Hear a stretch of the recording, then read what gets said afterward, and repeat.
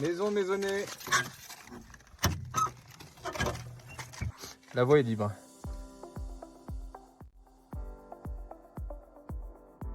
Un soir d'hiver, on a été dormir dans une cabane perchée dans les Hautes-Alpes et on va vous raconter cette petite aventure.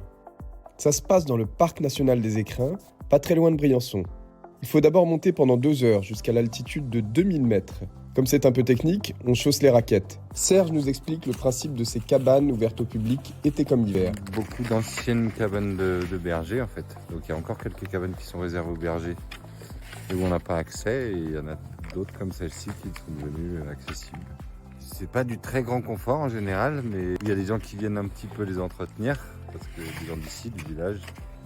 Puis il y en a d'autres qui sont un peu plus spartiates. Autant dire que cette cabane, c'est du bon niveau de confort. Il y a une petite table pour notre repas et un poêle. Et il y a du bois et des rondins. Oh là là. Eh ben, c'est du grand luxe, hein, franchement. Il y a des petites bougies, non? Et alors là, il y a un petit matelas. Et qu'est-ce qu'on a au-dessus alors? Et 4 matelas. Il y a de quoi inviter du monde, il y a encore de quoi faire. Hein. Bon, il fait quand même super froid, environ moins 10 degrés dehors.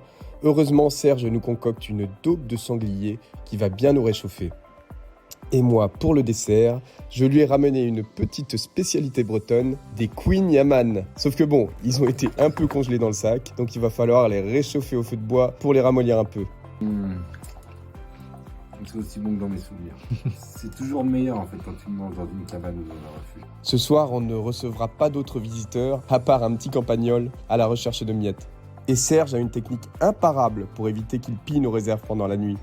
Voilà, il est déjà 23h, le poêle s'est déjà bien refroidi, alors on se glisse dans nos duvets, qui sont prévus pour résister jusqu'à moins 20 degrés. On va voir si c'est suffisant. Allez, bonne nuit. Bonne nuit. Bon, voilà le réveil. Bonjour. Un peu dur. La nuit était superbe. Le réveil flash, c'est moins bien. Mais Voilà, le temps de ranger le matériel et de faire du thé, et il est déjà l'heure de repartir. On referme la cabane pour les suivants. On redescend dans la vallée en emportant avec nous quelques bien beaux souvenirs de montagne.